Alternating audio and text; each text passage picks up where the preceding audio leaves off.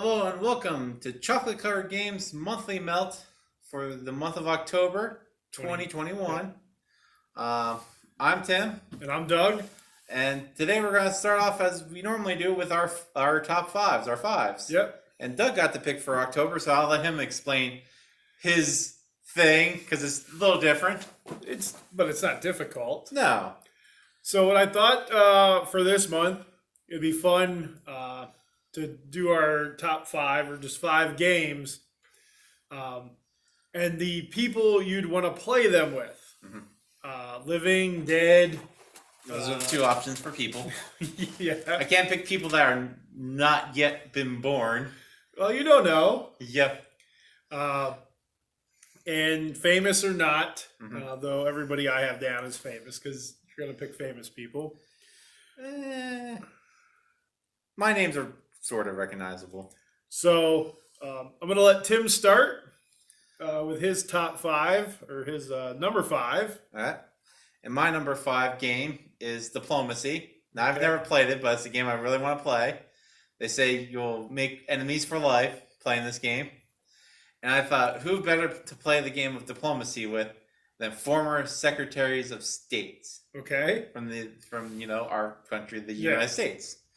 And I went on to BGG, and all these games I went with who they say best number-wise. Yeah, and that's what I did. Yeah, because it says you can play with two, but who's going to play Diplomacy with two people?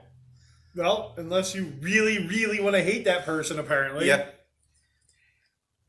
It says it's best played with six. Okay. Or played with seven, so I picked 1, 2, 3, 4, 5. I picked 5 plus me. Yeah, and that's what I did. If it was 4, I picked 3 people. Yeah. Because I'm assuming if I'm playing the game, I'm counting as one of the people. Yeah. So the people I've chosen for Diplomacy to play with is Henry Kissinger. Okay. Which I was surprised that he's still alive. Okay. Is that's the person you were telling me you were surprised is still alive? I am. Okay. I guess I'm not gonna say disappointingly surprised. I'm not sad that the guy's alive. It's just shocking, Yeah. The reason I chose him, he established relationships with the People's Republic of China. Okay. So I'm like, okay, this guy clearly knows how to secretary and broker some deals here. So did you, for all your games, did you go into why you picked that person? Yeah, essentially. Okay. I mean, if I'm going to think about these people, I'm going to have to have a reason why I picked them. I really didn't to like I told you, at one point I thought, well, I'm just going to throw Grimace in here because why not have a bunch of Secretaries of State and a guy in a Grimace costume? Why not? Then my next one was Colin Powell, recently passed, unfortunately. The reason I chose him is he was the Secretary of State during 9/11, which is a period of time where America was really gung-ho. Hey, let's just go to war right now. No, we don't know where, just over there. Yeah. War over there. So that's something he had to deal with. I don't know if he was also Secretary of State when the Gulf War started. No, he was an active military person at that time. Okay. Yeah, he was Secretary of State. I guess he would have been. He was a general during that time. Yeah, he was Secretary of State from 2001 to 2004. Yeah, I don't know why I thought he would have been Secretary of State. Yeah, he was a general during that time. The next person's name, I keep getting the last name wrong. You might be able to say it better than me. It's William Henry Seward. Seward, yeah. Yes. Chose him because he was the Secretary of State during the Civil War. Mm-hmm. So that's a very unique situation to be in. Yeah. He also helped with the acquiring of Alaska. Yes. Which, you never think of gaining Alaska around the same period of fighting the Civil War. But there you go. Well, and like we found out this week, the 1500s, at the Renaissance Festival is closer to the American Civil War than to... the medieval knights that people portray and pirates. Yep. The purchasing of Alaska. And you're not gonna have medieval fairs to represent medieval times during the medieval times. Because there's medieval times as a restaurant. Well, no, they would have just been fairs back then. Yeah. Like if I had a celebration for like this year. I'm talking though like at the Renaissance fair. Yes. I mean, of course, there you can be anything you want. Yep. My next Secretary of State is John Quincy Adams. All right. Which kept ranking number 1 as the GOAT of Secretaries of State.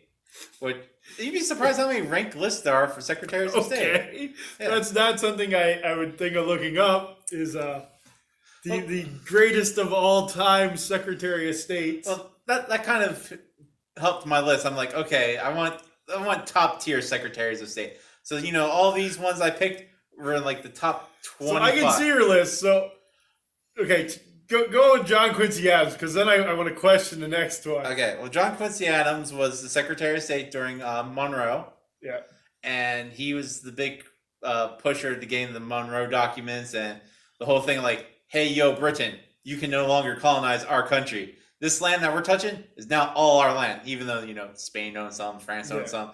A bunch of people all of a sudden were like, no. This is our land. So that's his whole thing. Like, yeah, this stuff over here is ours. Don't take a look any other country kind of thing. That's kind of why he became the GOAT, was just calling dibsy on North America. He called shotgun, and that was the... He's like, if my feet can touch it, our country owns it. So there was that. Then my next one, which was baffling how high up on the list he was like number, I think, 7, which if you went by any other thing, he would be low on the list. But it's James Buchanan. Well, that's because so many people thought his presidency was terrible. I thought his presidency was great. He didn't do much. That's what he needed to do. Well, he didn't do much, which helped lead to the Civil War. We were going there no matter what. He also, I believe, lost the White House China in a poker game. Yeah. I believe that was him. Yes, he did terrible things. Ran it. He's from Pennsylvania, which is where we're at. Yep. So we claim him. Yep. Only president from Pennsylvania. Yes. But no, he helped acquire Texas, helped acquire California, helped acquire Oregon, and broke away Cuba from Spain. Okay. Now, he didn't get Cuba to us, but, he got away from Spain. Yeah. So he was a real mover and shaker. All right. So you're playing diplomacy with Kissinger, Powell, Seward, Quincy Adams, and Buchanan. Yep. Who's winning? I'm also in this game. Yeah, I know, but you're not winning. You don't think I'm winning this? Obviously, you're not winning. There are some good minds there. A lot of them broker a lot of great deals. But now here's the thing. Are they all going to hate each other afterwards, too? Oh, yeah, it's politics. I think straight up winner goes to William Henry Seward. Because he had to fight foreign battles, local battles, and acquire land. That's the hard thing to do. Okay. So your number 5 is diplomacy. So my number 5, I just had to pick. I picked a game that I haven't played. I'd like to. You can group tons of games into this. Okay. So basically, I wanted to pick a game about Gettysburg. Okay. We played Guns of Gettysburg. It was okay. So I just looked up, and there's a lot of good Gettysburg games out there. And the one that I'd like to play is Roads to Gettysburg. Okay. So it talks about, or it's a game leading up to, you're doing the Gettysburg campaign. Yeah. And the guy I would like to play this game with is Major General John F. Reynolds. Was Reynolds the one that ran through the South? No, that was Sherman. I was close. John Reynolds was born in Lancaster, Pennsylvania. Okay. Not too far from here. But for me, the thing is, Major General Reynolds was killed on the first day of Gettysburg. Okay. Over in McPherson's Woods. He was helping to lead the Iron Brigade. And unfortunately, they believe he was killed by friendly fire by accident. So Lincoln asked Reynolds if he would take over the Army of the Potomac. Okay. And like most people would, and you look at any good sports manager nowadays, they want to be in on the decisions. So Reynolds wanted to do things his way. He wanted to have say. He wanted to have the input. And basically the upper government told him no. Okay. So that's why they then went with Meade, which worked out anyways. Yeah. But to think if Reynolds would have took that, he wouldn't have been there and wouldn't have been killed. But John Reynolds, being local, is one of my favorite generals from the Civil War era. I'd like to do a lot more research on him. I just pretty much know what you hear around here, and I've read a little bit on him. But I'd love to play, and I think I'd love to play this game with him because it is that time leading up to Gettysburg and then the 3 days of Gettysburg. All right, so you're telling me you picked him because at the first half of the game you won't have an advantage because he knows what happened.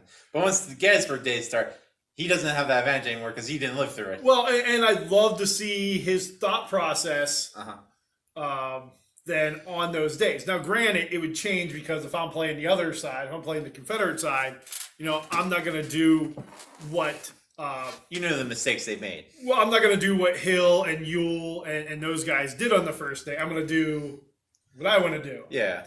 And I'm not going to do on the second day what Barksdale did and Jackson and just everything that happened on that southern side of the battlefield.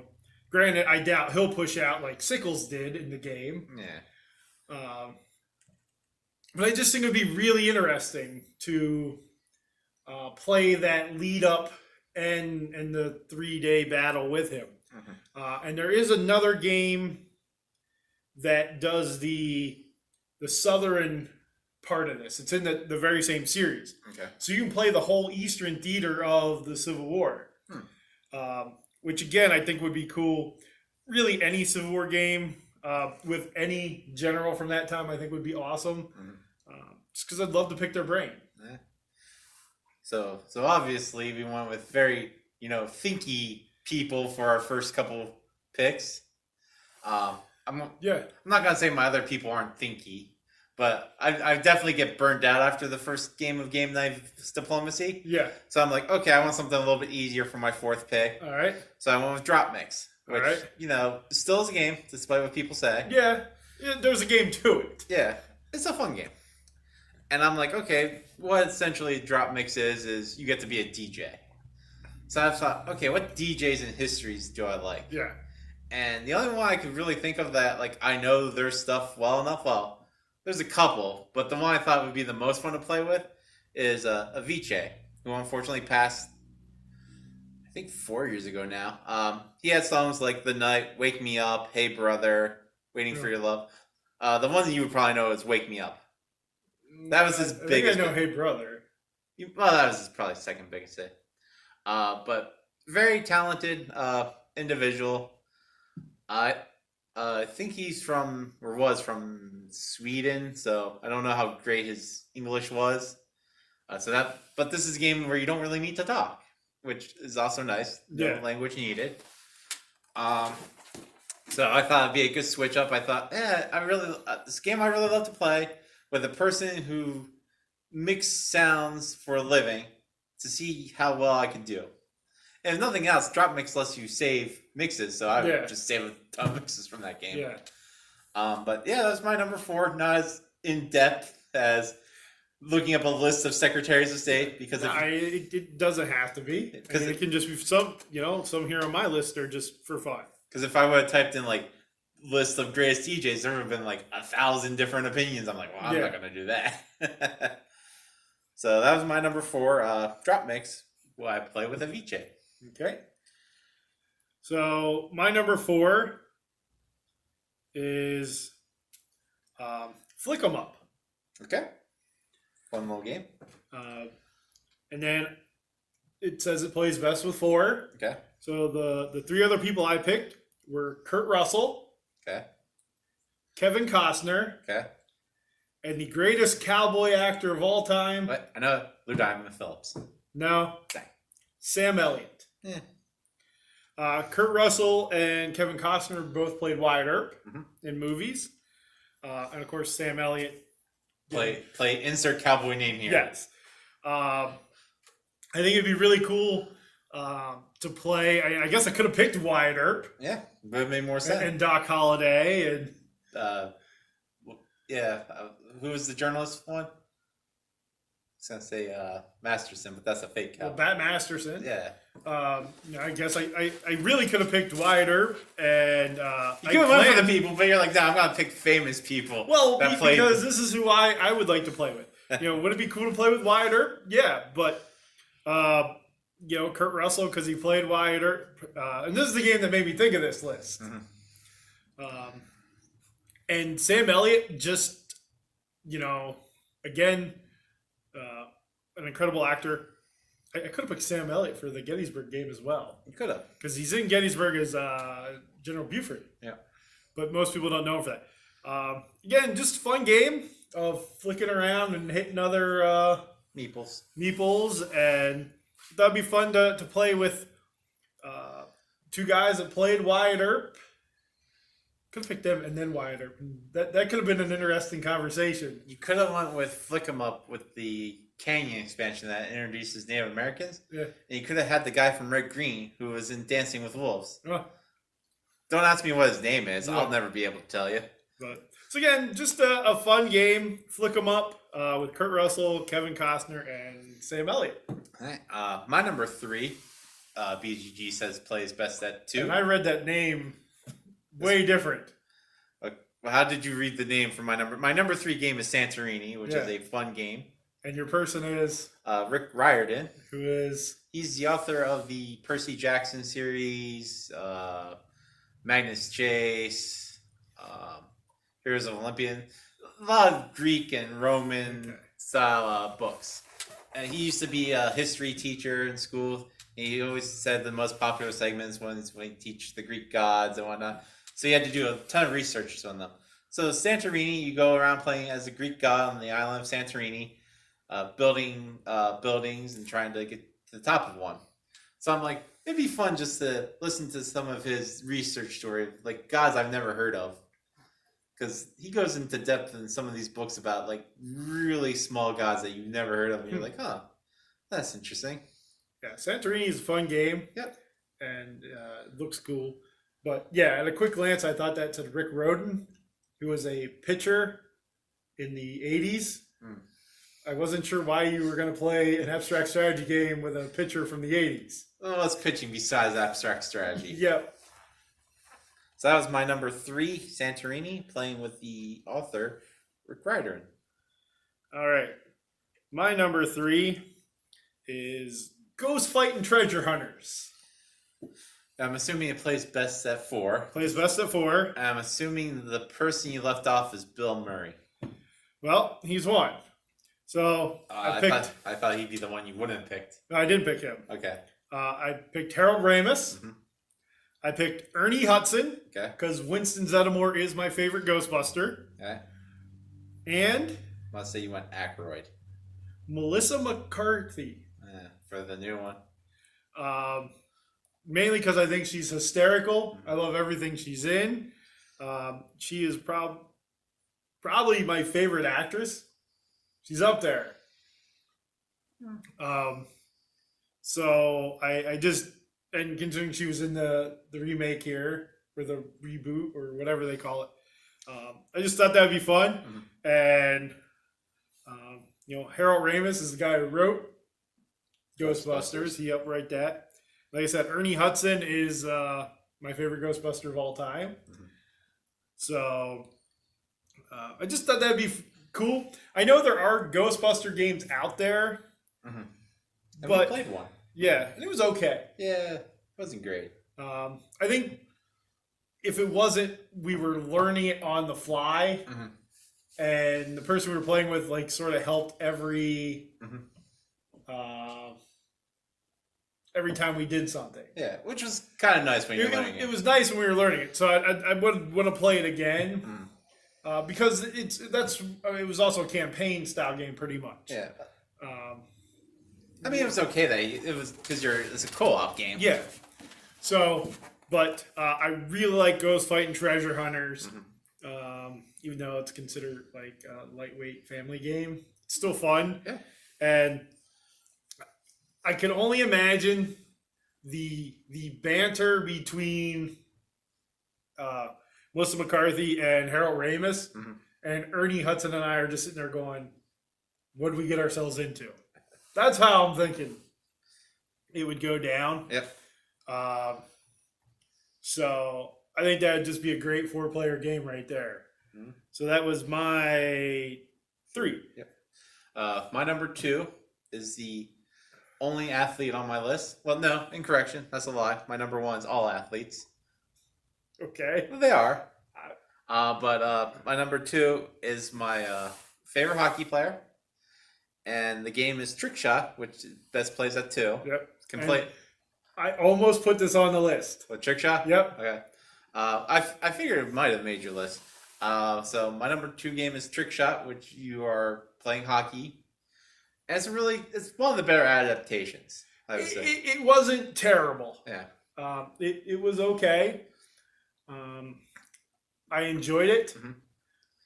But my number 2 person could actually happen because one of his family member does play for the Bears right now. Yeah, so his son plays for the Hershey Bears as of right now. I mean, He's my favorite player on the Bears. I doubt me playing this game with this person would ever happen, but it'd be amazing. Never say never. Yep. It's Wendell Clark, who is my favorite Lightning of all time.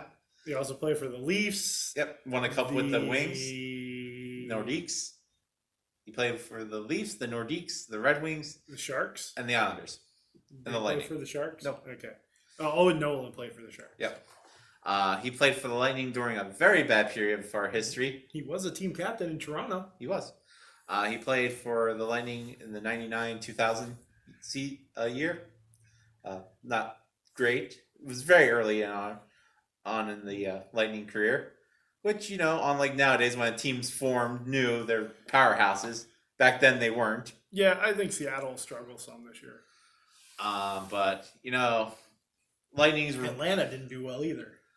No, well, they were early enough. They were terrible. They were early enough where they realized, we have to start making new teams better yes. right off the gate.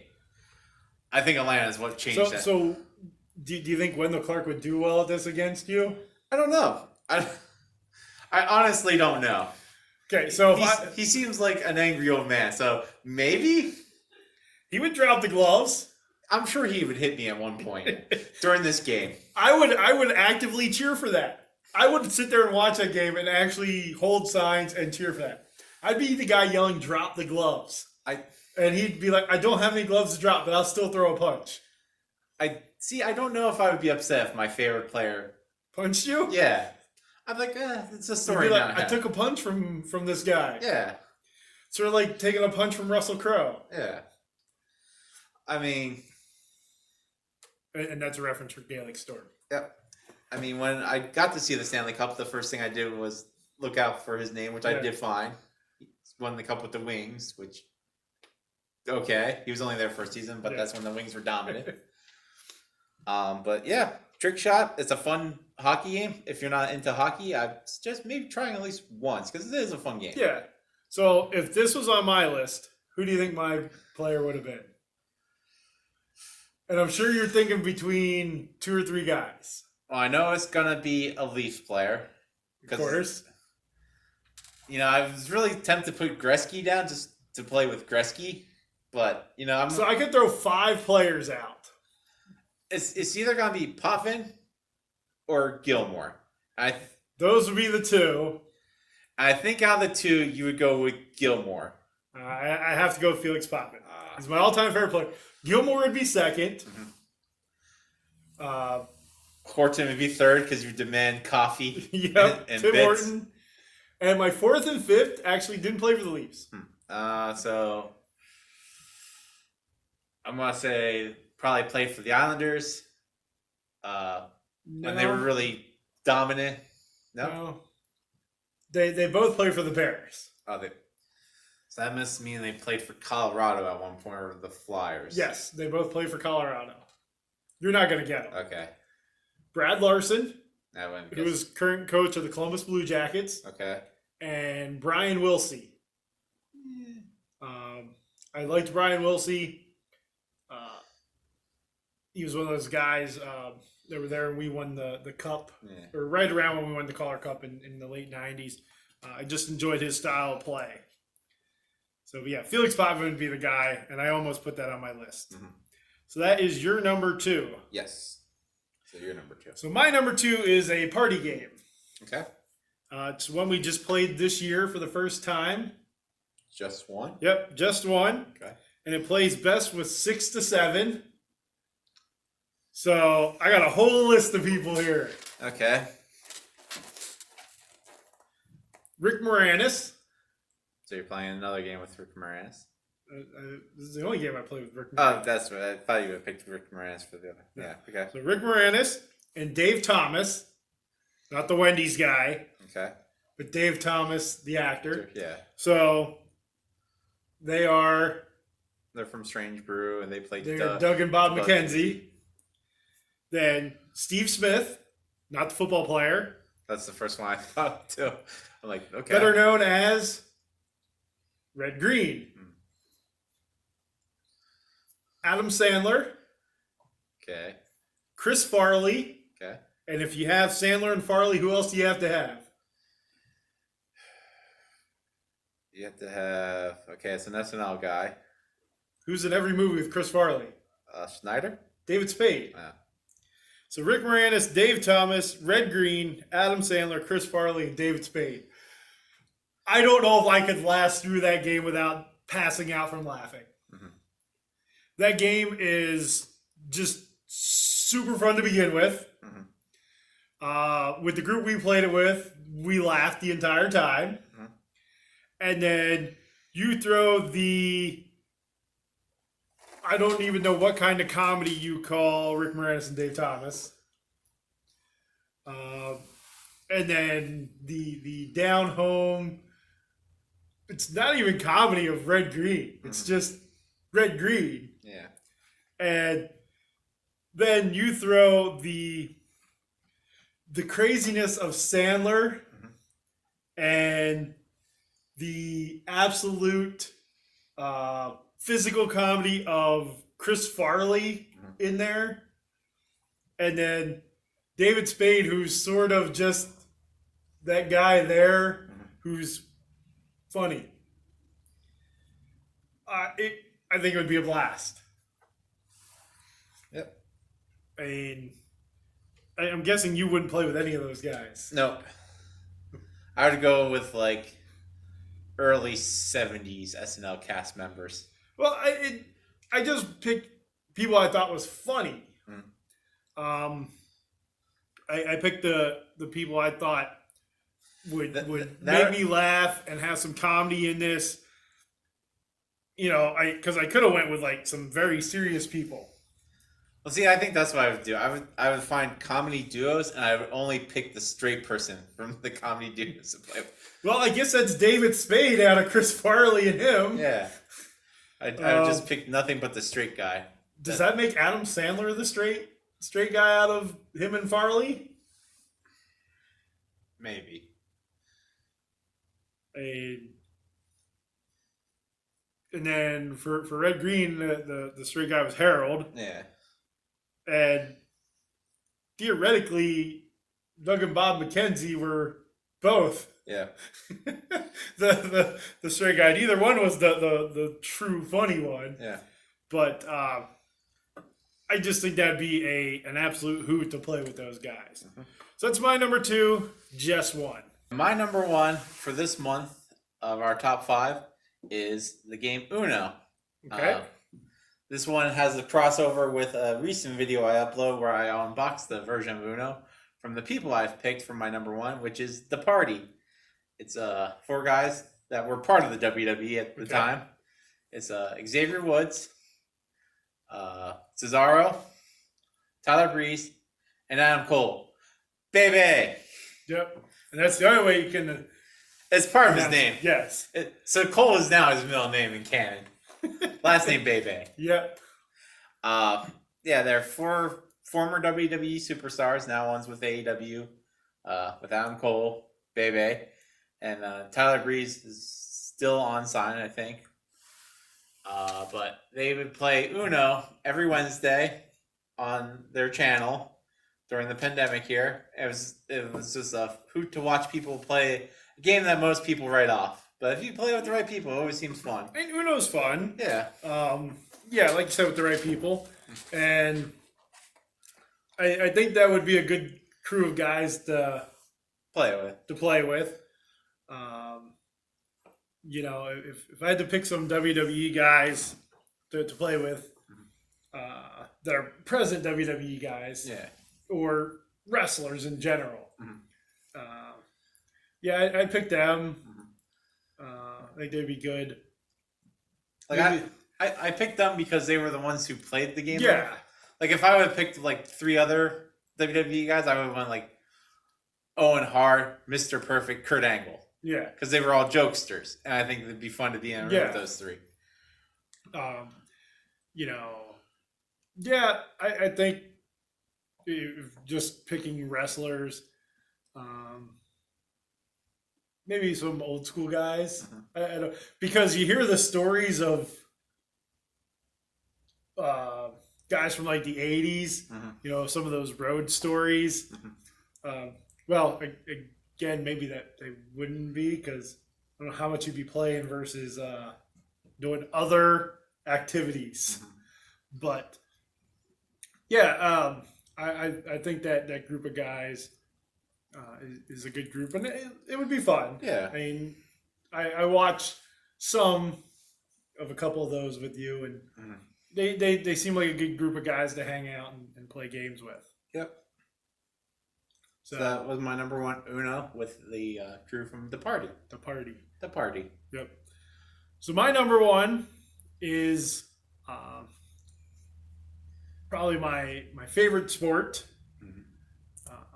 I like all sports in general, but my favorite sport's NASCAR, racing in general, and that's Formula D. Okay.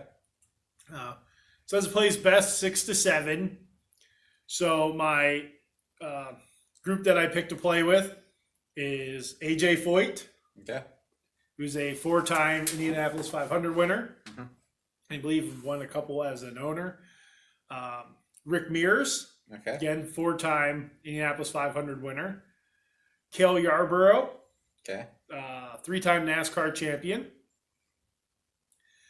Michael Schumacher. Okay.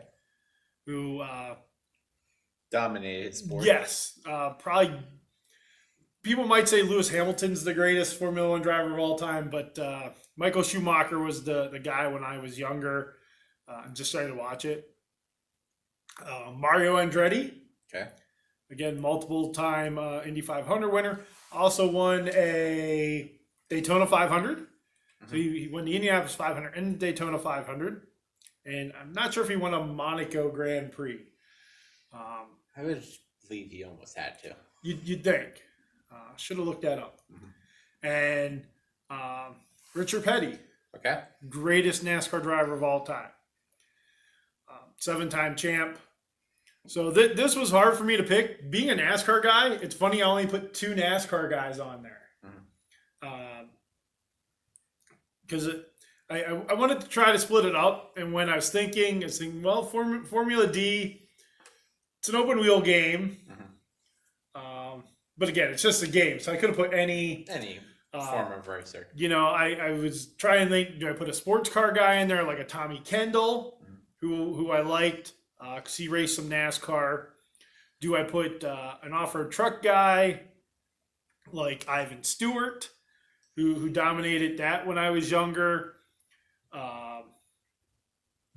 Do I go with a dirt guy like Donnie Schatz, who, I'm not a Donnie Schatz fan. I really thought of putting Greg Hodnett, who's a local guy here, who's my favorite dirt driver. Thought about putting some NHRA drag racing guys like John Force or Antron Brown, or Tony Schumacher, Don Garlett. It literally could have picked anybody, racing wise, but I think those 5 would be, or 6, those 6, would be like the most incredible conversation while we were playing. Mm-hmm. I mean, just to put Mario Andretti and Richard Petty together and listen to their stories. Michael Schumacher, again, the guy's won races all over the world. I believe he won every race one season. If not, I think he won all but one. I just think it would have been a lot of fun. I could have threw Jimmy Johnson in there as a 7-time champ, Dale Earnhardt.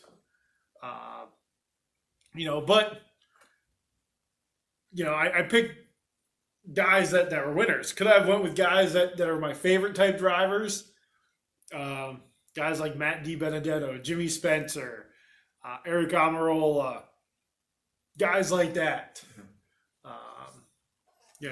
Just theoretically, anybody that was ever involved in motorsports, it would be my 5 or 6 for Formula D. Yep. Yeah, I'm surprised you didn't put somebody on there like Tony Stewart, who's raced everything. He would have been one. Well, yeah, Tony Stewart, won an open wheeled, won in NASCAR. Jimmy Johnson's won everywhere. Yeah. NASCAR, super trucks. Won't say he's doing well in IndyCar, but he's still learning. He's doing better than just a random person for the first time. You got a guy like Mario Andretti who's won IndyCar and NASCAR. Sure. But yeah, Tony Stewart's won on dirt, won in IndyCar, won in NASCAR. Yeah. Casey Kane has won dirt, NASCAR. Never raced IndyCar, but he came up through that USAC series. A guy like Jeff Gordon came up through USAC. But that's when it was more popular to go NASCAR than IndyCar. Because that USAC racing would have normally led to Indy. But yeah, those guys that have won everywhere, I think would be really cool. Even now, maybe throw in somebody like Jackie Stewart from Formula One, some of those older Formula One guys that helped lead the way in that sport. Or even guys like today, like I like Lando Norris for F1. F1's growing big in the U.S. and so I don't know. Like I said, anybody motorsports wise, I think would be a blast. But that's my number one, Formula D, and let us know in the comments. A game you'd play and who you'd like to play it with, celebrity or just regular person. Any person. Doesn't have to be a celebrity. It could be your next door neighbor that you really want to play diplomacy with because you guys don't like each other and you think you need to not like each other even more. Or whatever it is. Leave it down in the comment. And for this month, I played a couple more games than you. We got a couple in now. We had a function in the month of October called Save Against Fear, which helps people with anxiety. That I went to the event, which you went somewhere else. Like you were working or went to the. I think I was at the Renaissance Fair. Maybe. Somehow I was working. Yeah, because I had a town festival I was at. I had a fall festival. Yeah. That I was at. So I must have dropped you off, or you had a vehicle. I had a vehicle for that day. So on that day, I went to my local friendly game store, and I played 4 games without you. The first one was 5 Tribes. 5 Tribes is an older game where you have a board made up of cards and little meeples on them. And each turn you pick up one whole tile and you place down the colors. And at the end, whatever one you put last, you take all of that color off that one to you. And I forget how scoring completely works. It's been a while since, because this was like the very beginning of October. I played 5 Tribes. Fun game. Played with a group of people I didn't really know. Notice that has the Mancala mechanic. Yeah. I've heard good things about this. Yeah, it's a fun game. I was lucky that I didn't play with anybody that had the problem where they overthink analysis paralysis. Yeah, because you could really sit there and think, okay, if I take all these ones and start moving, I have all these options and all these options, and as the game goes on, they shrink. But towards the beginning, you could really just sit there and wait for somebody to work out every move. But 5 tries was fun. Didn't rock my socks off. Yeah. But solid game. Followed by a game I've played before. Next would be Wingspan. Okay. Wingspan. I'm gonna grab my phone here while he's talking. Wingspan is a solid game that you and I have both played in the past. Before. I play it more digitally than I do physically. But still a great game where you are out looking at birds in different locations. And like all board games, most points win. Yeah. Really great production value. I was going to ask you what you thought about it, but you didn't play it with me this time, but you've played it in the past. I played it before. I actually won the one time we played it physically. The only time I played the physical copy. Yeah, you did win. I won. And I played the online version. Mm-hmm. I enjoy the game. Art's great. Mm-hmm. I think the gameplay is good. But yeah. I'm one of those guys, if I don't talk about a game very shortly after playing it, I tend to forget a lot about it. But I do remember enjoying this. Yeah. And it is one of the hot games right now. Oh, yeah. It's been steady ever since it came out. I wish they would bring the expansions to the digital world. I would like to play like Birds of Europe and the other 2 they have for it. The third game I have on here, I didn't know if I would add or not because it's not like a board game, but it's in the gaming realm. Yeah. During this thing, we had a D&D session where it was just a bunch of people doing a one-off campaign. Technically, my first time playing D&D because I played Pathfinder before. Yeah. Still a lot of fun storytelling. Our one-off campaign was, a bunch of cultists were stealing kids in the town. We had to find where they were at. And, it was fun. We didn't succeed. Our band of random people thrown together for one day did a terrible job. But lots of fun playing. Yeah, I've never played D&D. Mm-hmm. I did one session of Pathfinder, right? Yes. Was it 1 or 2? It was 1. No, I think it was 2. Did you do 2? Yeah. Because the first night, we created and we did a little bit, and then we had another session. Okay. I don't know. I've never really did a role playing. Mm-hmm. Yeah, that's what this is, right? Yep. Yeah. I would like to. I just finding a group that fits the time frame I can do it, I think, is the hardest thing. Yeah. You need to find those people that are free on Thursday morning from 1 a.m. to 6 a.m. Yep. And finding, I think, the right RPG for me. Yeah. Pathfinder was okay. There's one I want to try that's I think it's called 1976 or something. Okay. It's about the 70s. And I don't think there's any sports RPG. Probably. I fear that's called a video game. Yep. But technically with Wave, the RPG system, you can create any story, so you could create your own. Sports RPG is just use the Wave system. Yeah, I mean there was one Weave, not Wave. That I almost backed on Kickstarter once. That was written locally, and it was what's it? Something. Morphic animals. Yeah. Where animals have human characteristics. Yes. Whatever that word is, Yeah. the anthropomorphic. You know what I'm talking about. Yeah. But I don't know. I guess it's because I haven't found a group to play with because of scheduling. I think I would like to play an RPG where it's a solo RPG about fishing. And it's just me sitting there, rolling every now and then to see if I've caught something. Cast. I roll, I'm like, oh no. Oh, it's caught in a tree. Yeah. Oh, I've got to cut the line. Yeah.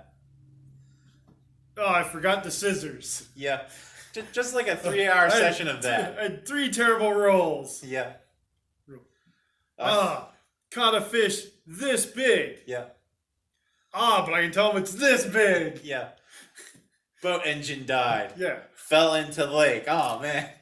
Well, hit up the pro fishing circuit to see if you could write them. Yeah. Write them an RPG. I mean, come on. Who wouldn't want to play as Kevin Van Dam? Yep.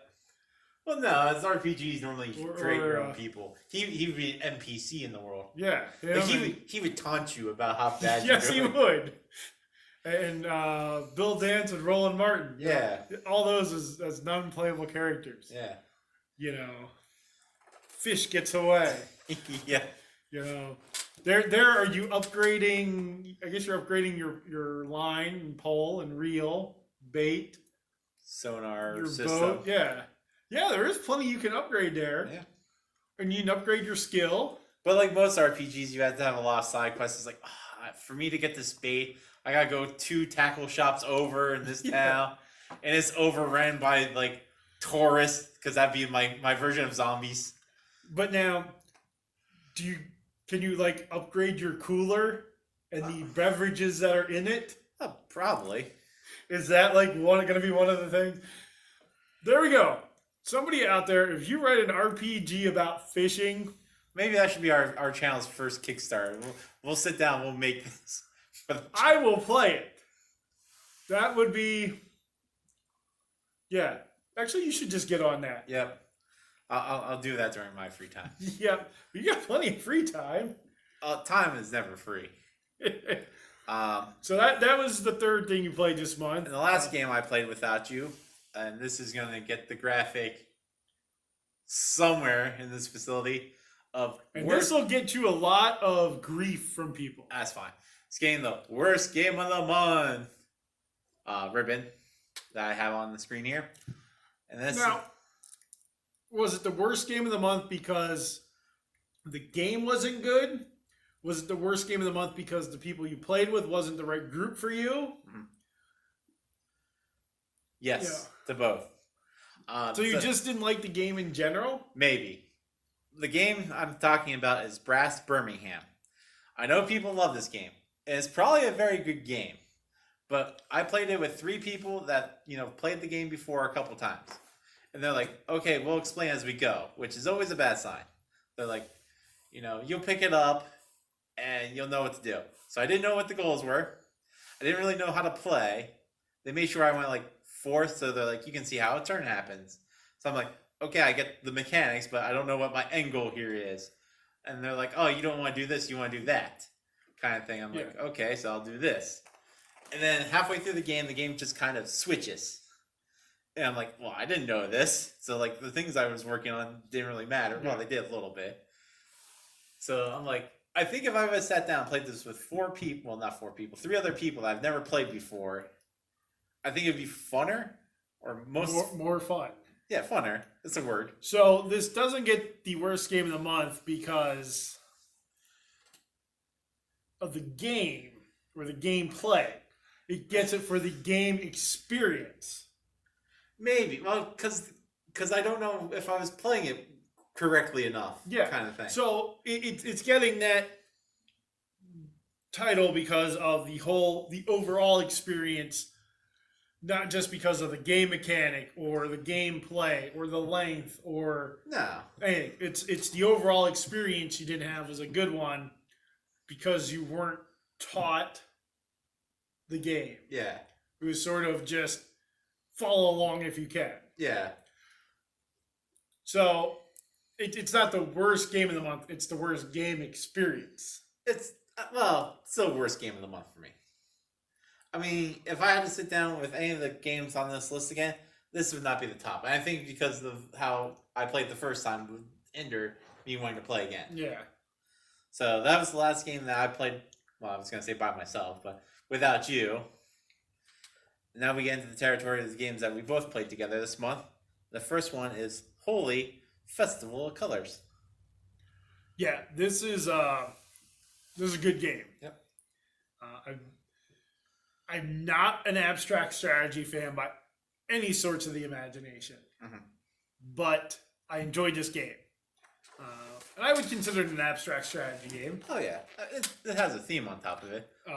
Yeah, but it's abstract strategy. You know, throwing the colors, using the cards to. So you have to play a card, and that gives you the little diagram of how your color pieces you have to put out. Yeah, it's like what's the other? Onitama? Yeah, which lets you know these are where you can go. Yeah, but this case is where you can throw things. Yeah, so that's where you put out your color pieces. So it's very puzzly because you need to get colors out on the bottom level so you can move to the middle level. Yeah. And then you need to throw colors on that level to move to the top level. But when you put a color out on a level, if there's nothing below it, it falls. And those cards that change some of the rules, like the one was you gain 4 points for every color on the top level, or biggest area covered. Yeah, biggest total area connected gets a point for each one of those. Yeah. Really changed the game up. Really made it thinky, and it was fun. As an abstract strategy game, would I play it again? Definitely. This is one of the few games I would say would play best at max players. Like we played at 2. Yeah. 2 was okay. Not the best version. 3 was fun. Yeah. 4 I think would be crazy. Chaotic. Exactly. That's what this holiday's about. Yeah, but the other thing is, I think it would very much change up, because even between the 2 to 3 player, it really changed your strategies. Oh yeah, I was very defensive in the 3-player game. I didn't know. Yeah, because once you moved to the second level, you were the first person to move up a level. Yeah. You just basically played defense to make sure no one else could get from keeping us moving up. The second time we played it with 3 people, once somebody could get up, everybody tried to get up. Well, I think you got to the 3rd level. Yeah. And then it took us a long time to even get to the 2nd level. Just because you could play defense. And I think you had a 4th person in there. Now, again, you can move and pick up things to help you. Yeah. But yeah. Fun game. Yeah. If you like abstract strategy, definitely check this one out. Yep. So that was Holy Festival Colors. The next game we played was Dice Miner. Yep. Which, you know, I would guess this is probably your favorite game of the month.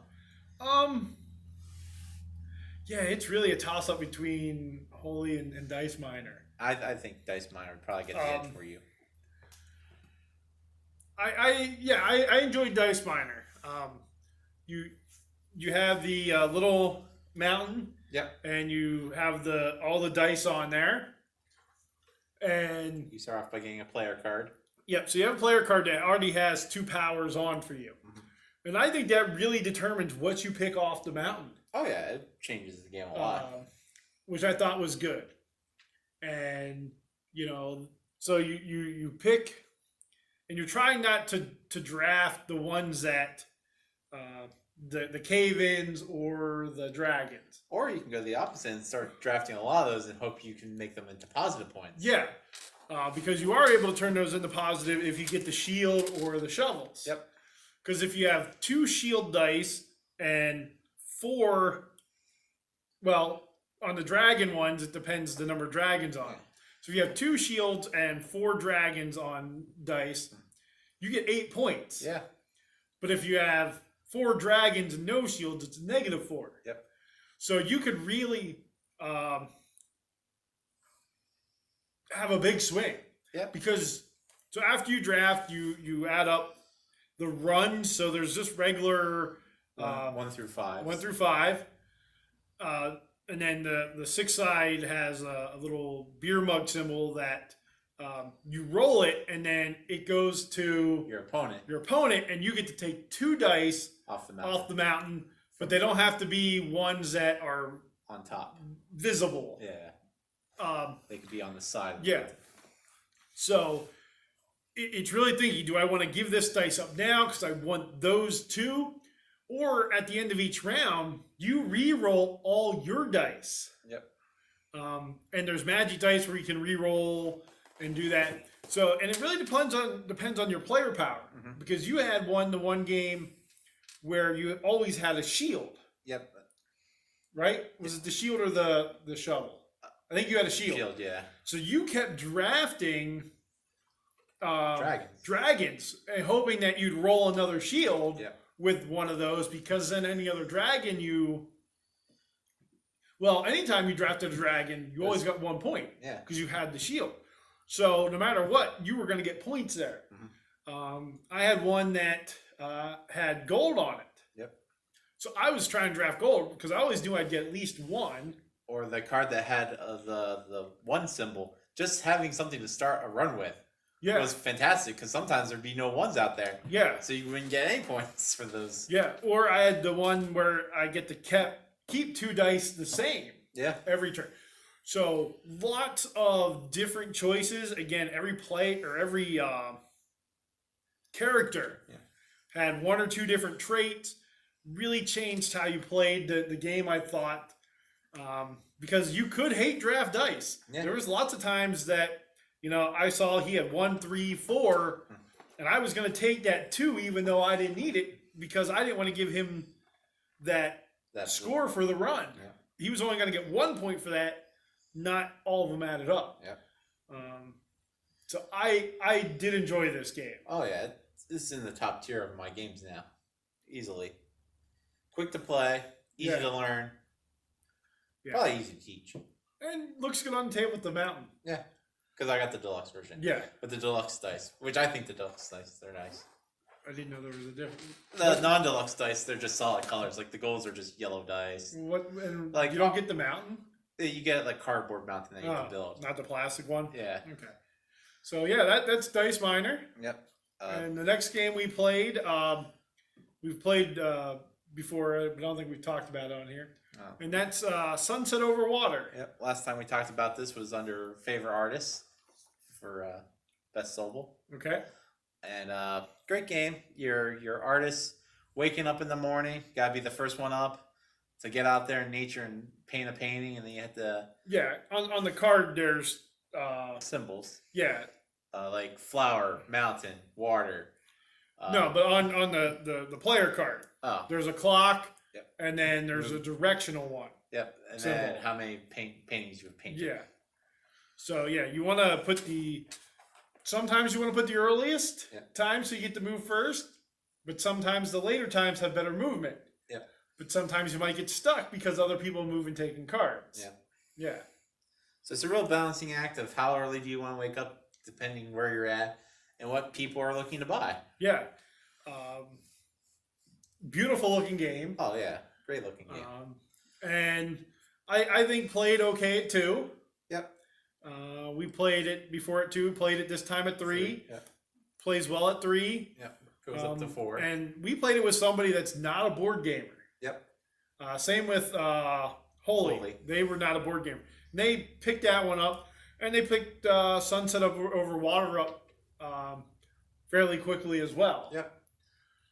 Because it was pretty much, it's an easy game to teach. Yeah. You want to play a time so if there's something you really want on your directional thing, play to get up early. Yeah. If you're not worried about it and you're looking to get this painting and you need this, play for the movement. Yeah. So it was easy to teach. I would call this an advanced matching game. Where you're trying to match things, and you know where all the pieces are. You just have to be the person to get there first. Yes. Which made it very easy to teach. And we sort of house ruled the buying of the paintings. Yeah. Well, we flipped 2 steps. Well, and that was just one I messed up. We did it right the wrong way. Yes. Because when you move and pick up, you're supposed to be able to buy then. Yeah, sell your paintings then. Yeah. But what we did is everybody moved, and then the person who went first bought first. Yeah. So played it wrong, but it didn't affect anything. But still, fun game. Yep. And then the last game we played this month, and our final game was Piñata. Yep. I like this as a 2-player. Well, it is only a 2-player game. Yeah, it really thrives at the only player count it has. I enjoy it. I'm not. Yeah, you're not keen on it. There's better two-player games. Yeah, but it's a nice. Just you don't really have to think a lot. Well, that's our problem. We don't think a lot. We make a lot of mistakes in that game. So Piñata, there's 4 piñatas on the table, and number 1 through 4, and arrows up or down. Mm-hmm. And then you take these little candies and you put 1 on the 1, 2 on the 2, 3 on the 3, and 4 on the 4. Yep. And that candy dictates what color card you can play on that piñata. Yep. So if there's green on the 1, you have to play a green card.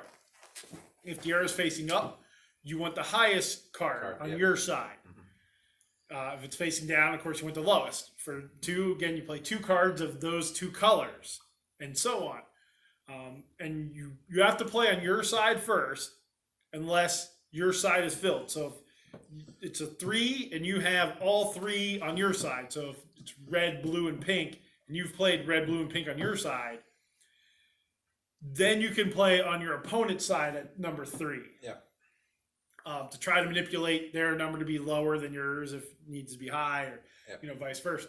So I enjoy it because once you claim that one, you get those candies. You flip over the card and it flips to the opposite, higher or lower. Yeah. And once you collect 7 of one color, you get that one, and 6 of another color, you get that prize. And the first person to get 3 wins. Yeah. So it's just a fun little filler game. Yeah. So that's Piñata. And I did play 1 game without you. Okay. You actually mentioned it. That's what made me think about it. Okay.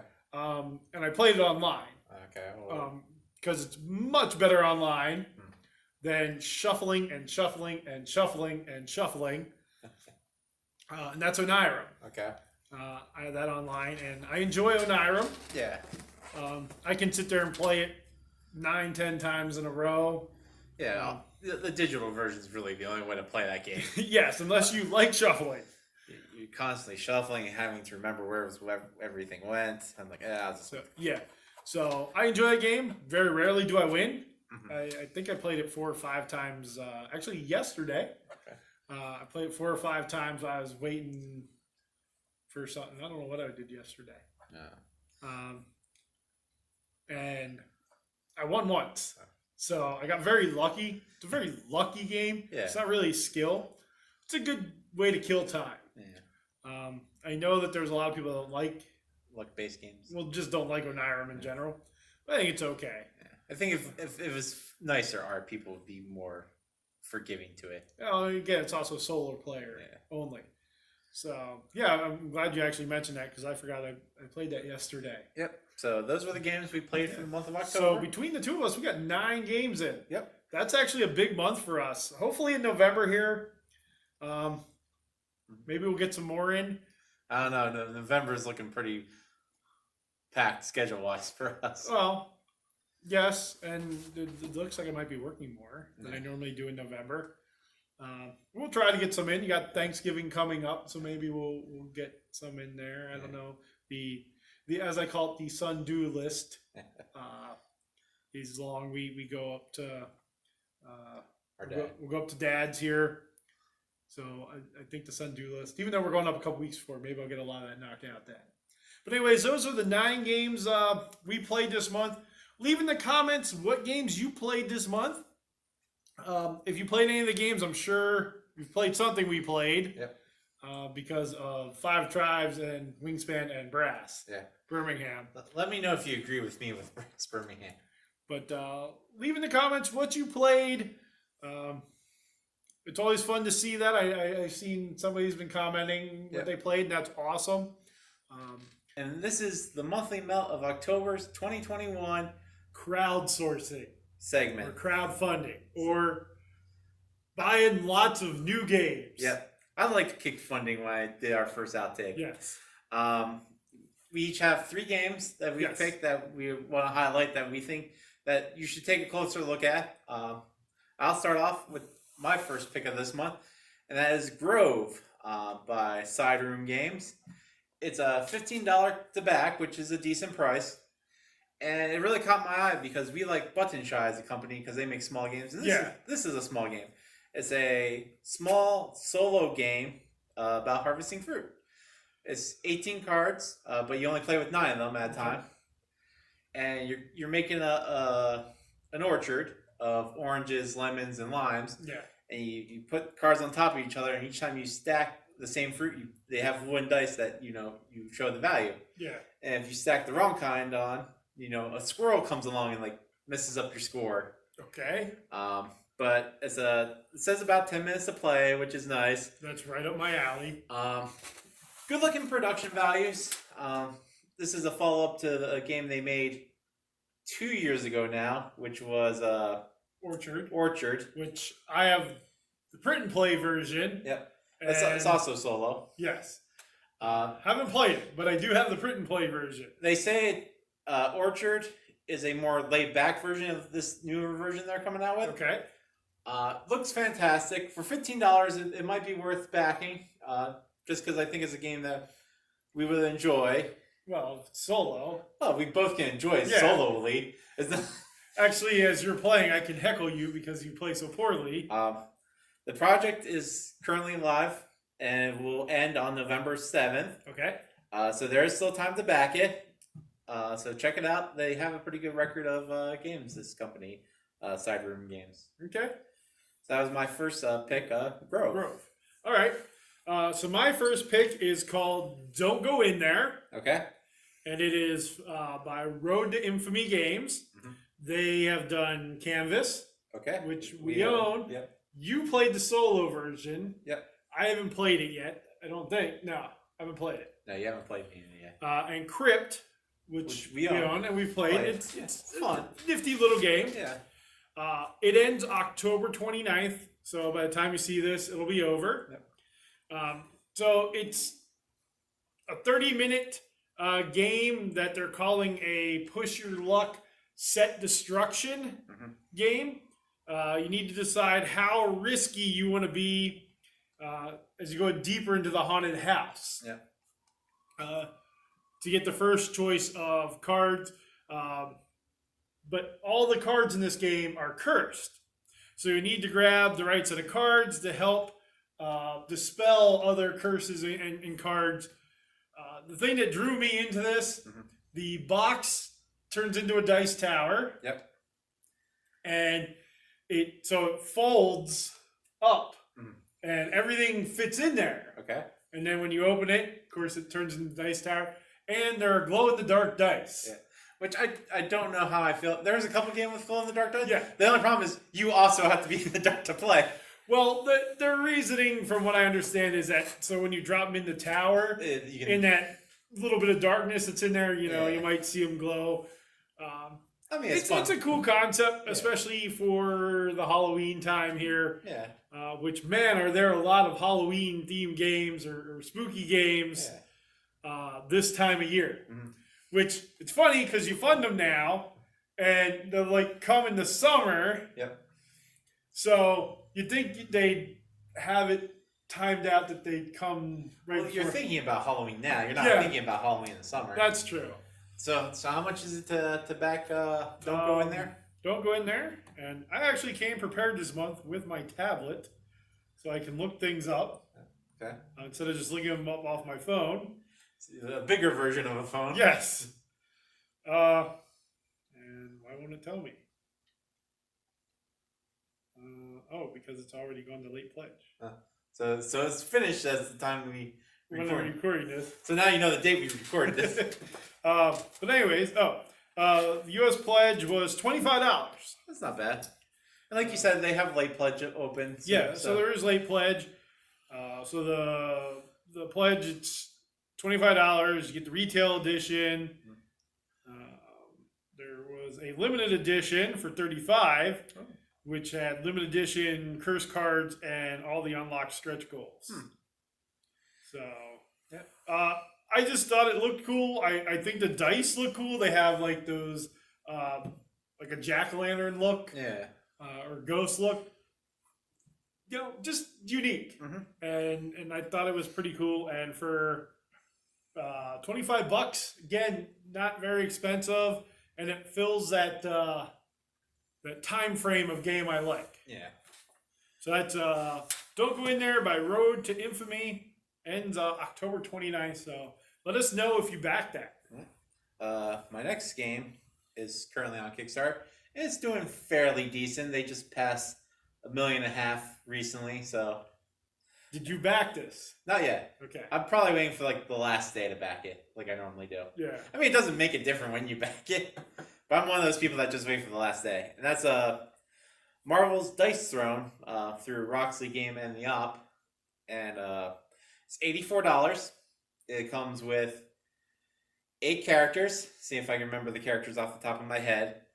It's Spider-Man, Doctor Strange, Black Panther, Miss Marvel, Thor, Black Widow, Loki, and other. Did you say Doctor Strange? I did. I'm going through the thing in my head. You think I would remember? There's only 8. I think I could remember 8 people. I won't say anybody because it'll probably be a DC guy. Superman, obviously. Yep. I'll tell you here in a second. Keep talking about it. Okay. If you've ever played Dice Throne, it's the same mechanics. Scarlet Witch. Scarlet Witch. I was so close. I was trying to think of recent movies or TV shows because that's, I think, how they picked. But it's clearly a game that you could mix and match with the first 2 seasons or play in its own set. They didn't say you couldn't play it in Dice Tower Adventures because, you know, you use the other sets in it, so I'm assuming you could use one of these characters in Dice Tower Adventures. Be weird. So, just looking at this, Uh-huh. there's a limited edition battle chest. Yes. Is that just like what the other ones have? That's what season the game 2 tray thing. That's what season 2 came in. And it's because it's not going to be sold in stores. It's going to be through their site. Okay. But for the Kickstarter, like the limited edition will just be numbered. Okay. So whatever the final count seems to be will be out of that. Custom colored vac trays to match each hero's dice color. Yeah. So instead of just all being black. Yeah. I mean, it's a little fancier. It adds nothing to the game. Just fancy. So one of the add-ons is Neoprene Playbacks. Yep, they do play mats with every one they do, which there's is a different character, and they do like an overarch series one, like it's like the logo. There's the cover mat and the ensemble. Yeah, they are $20. Are you gonna get one? Nah, we have enough playmats. Though I will say they do make the nicest playmats. We got ones from them before, right? Yeah, we got the season 2 ones, the double stitch that are like this thick. Yeah. Yeah, it's a nice playmat. That's what we use basically on our game table at home right now. Yes. Just as the mat. Yeah. Yeah. You can also get card sleeves. Dice trays. Yeah, dice trays. If you back it now, the one token for the Thor character, instead of just being cardboard, is zinc, I believe. Yes. Which everybody loves zinc. That's what The Simpsons taught me. I don't want to live in a world without zinc. Okay, there, Troy McClure. It was a good life lesson. And yeah, it's the Thor hammer, the Modular Marinier. Is that what it is? Yeah. But this project is live until November 15th. It has funded easily. Yeah. I mean, they're asking for 100,000. You know, they've smashed it well over that. And Dice Throne is just. It's a great game. It's an awesome game. It's in my top 5. Yeah. And if you know a person that loves the Marvel properties, but it's not big into games, like board games, this might be the game that would get them into it. Because it's easy to learn, it's fun, it's a 2-player game. And if they like Yahtzee, yeah, this is Battle Yahtzee. Yeah. Yeah, right now, as of the time of recording this, okay, they have 12,034 backers. Okay. $1,266,767. There's still 16 days to go. Yep. So if you're thinking about backing this, you don't have to worry. It will be. It will fun. Man, They always do great quality. Everything Roxley has put out has been top tier production, I will say. So I've watched a couple videos on breaking down each character. For this? Yes. Okay. The one, there's a channel out there, and I don't know, I guess we can say other channels. Oh yeah, I have nothing against other channels. It's Man vs. Meeple. Okay. I thought you were going to say Quackalope because they've been doing stuff with this. No, Man vs. Meeple has broken down each character. And man, oh man, there are some crazy things. Captain Marvel looks like the one I'll be playing with quite a bit. See, and the fun thing is now you can have them versus like random gunslinger. Which the gunslinger is my favorite character to play with. Yeah. Because it's easy, but I always forget to do the reload. But yeah, that was my second crowdfunding of this month. Marvel Dice Throne by Roxley Games, $84. Go back it. They need your help. Is that what it is? $84? $84. Yeah, I wrote that down. Okay. So my second game is Steam Up, a Feast of Dim Sum. Dim Sum, yep. And that's by Hot Banana Games. Okay. This is their first game that they have crowdsourced. I actually don't know if they've done any other things. Well, if it's their... yeah, I guess they could have done stuff before crowdsourcing. Yeah. I should have probably looked that up. Crowdsourcing. And it ends on November 10th. Okay. And I'm just looking up to see if they have done anything else. While I'm looking at this. Production on this looks awesome. Mm-hmm. I don't know if you've looked at it. It's the main thing that keeps popping up on my Facebook feed, meta feed pretty soon. Yeah. So, yeah, it looks like this is this company's first game. Okay. And there's 12 animal characters that all have unique abilities. Yep. I believe one of the ones is a Shih Tzu. I think it was, yeah. I know that there's a dog. That's what we had growing up. Mm-hmm. And again, looks incredible. Those little, I don't know what they're called, the dim sum server. Steaming baskets? I mean, you can stack those. Yeah, you can in real life too. Yeah, I know, but in this game, there's games that have things that stack. Jenga. Yeah, I've never freaked out over Jenga. They're stacking. No, but like, I think you actually like put the things in and stack on top, and it has the turntable. Okay. So you turn the little Lazy Susan. Yeah, you turn the little dim sum pot things. Mm-hmm. Just looks really cool. Sorry, I'm on their website here now, and stuff I didn't notice from before. So the looks like the two ladies that created this game have a direct cultural experience with that. So they know what they're talking about. Now I just want to go to Chinatown with you and order dim sum. You'd be like, it's stacked. Well, we've gone to Chinatown in D.C. Yeah, it's a great Chinatown. I don't think we've ordered that. No. Normally we've got other things from there. Yeah. The name of the restaurant I don't know, but it's right by the Verizon Center. Yeah. We've gone before hockey games. But yeah, you choose your character, you move the steamers. At least your phone is willing to tell you where the Verizon Center is. Yeah. Why it's telling me that, I don't know. So you want to create your feast, you gain and spend food tokens to purchase other steamers. And there's fortune cards. Yep. So devour the dim sum until the steamers sell out, you gain the victory points, and you win. Just based on the look of this game. So how much would this set our viewers back if they wanted to back it? I will tell you in a second. Our chocolatiers. Can't use that. Can't? No. Who owns that? Hershey. It's a restaurant now. You could use any word out there. Fine. Our box of nuts. Yeah. So Steam Up Standard Edition is $48. That's not too bad. Or $59 Canadian for all our Canadian viewers. So the company's based out of Canada, I'm assuming. And then the Deluxe Edition is $64. That includes the Steam Up Deluxe Edition, all unlocked stretch goals, the Fate and Fortune mini expansion, and access to the Pledge Manager after campaign.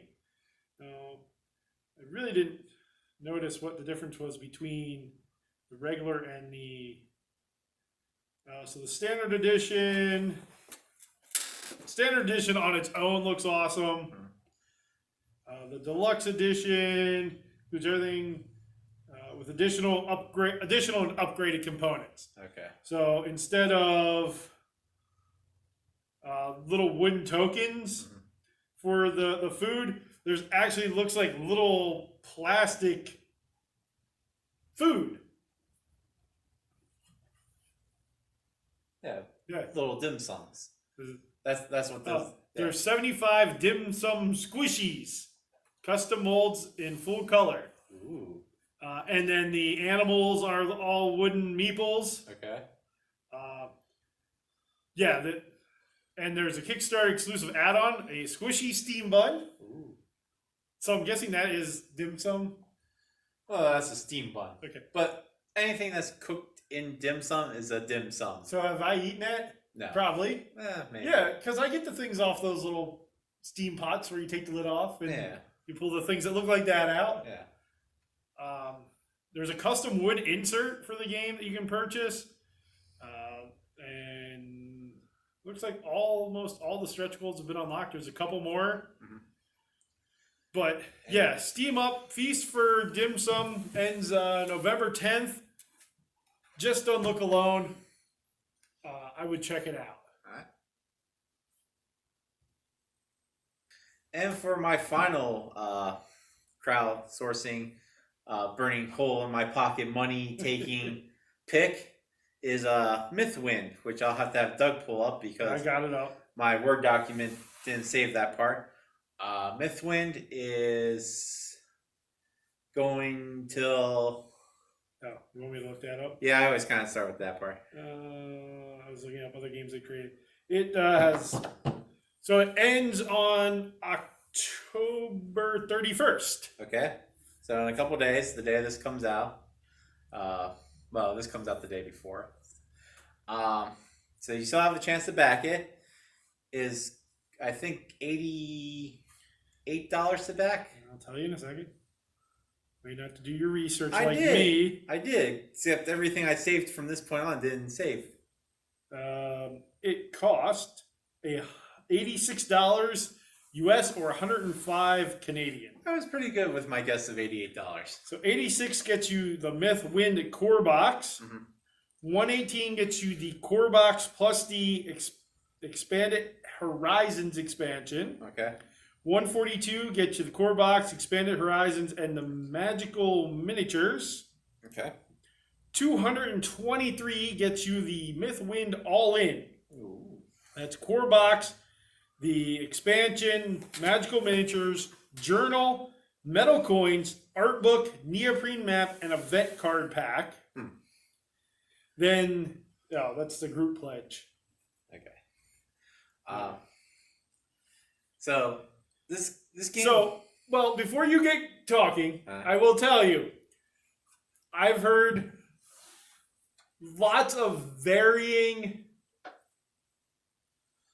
opinions. Yes, on this. Well, how's it doing funding wise? Like, I know it's backed completely. They were asking for $80,965. Okay. Which is weird, but they're at $910,500. Sorry, just changed. $910,635. Okay. Yeah, so they have funded easily. Yeah. Now I'm one of the backers for this. Oh, did you back this? Currently, I'm at $1. Okay. Because remember, you wanted to ask a question. The only way you can do comments is if you're a backer. Yeah. So I backed it for $1 because I had a question for the people. Okay. So I texted the guy because. Well, you emailed or whatever on here. Yeah, you comment. Because it is a game. Well, it's a game. It's a game. Cause it's an adventure. Do they even...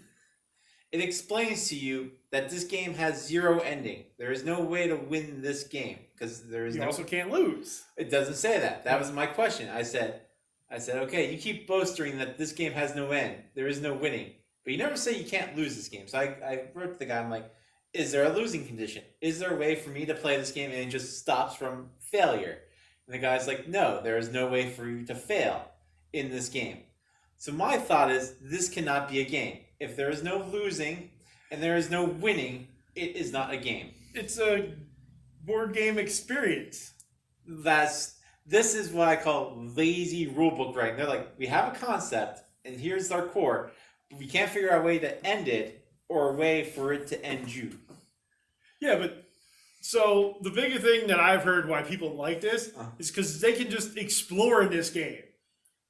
And you do like it comes different goals and you try to accomplish things. Yeah. So theoretically, the game can end. You're like, okay, when I accomplish this, I want it to end for that session.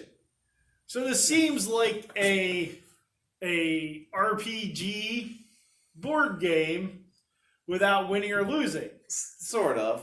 Because it comes with a main board, which is the village. Yeah. And then it comes with characters, and each character is asymmetrical with their own boards that do their own things. And you're playing, and your village will change.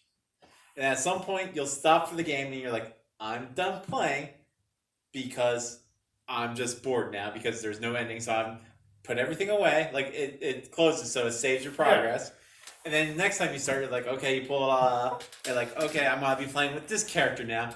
And the thing changes, and you're like, I play till I'm bored. Yeah. And you're like, I am done now because I am bored. And you never want a game to end just because you're like, I am bored. Well, you don't necessarily don't play till you're bored. Well, you're not going to play until you're fun. You're like, I'm having so much fun. Let's put it away. Well, no, but like, you can, I guess there's goals you try to reach. There are and things you try to accomplish. There's each game is supposed to be a season. Yeah. And you work towards the season. And the guy explained to me when I said, is there no losing? He's like, there's things in here that makes each season tougher. But if you don't succeed, you don't lose. Then would it's sort of like Pandemic Legacy in that, where if you don't do well in the first thing, where, it changes how... Yes, but see, with Pandemic Legacy, there's a winning condition and there's losing. But here, if you don't do the goal or you fail getting the goal done, it makes the game different after that, right? So it's not a legacy game, but it changes what happens.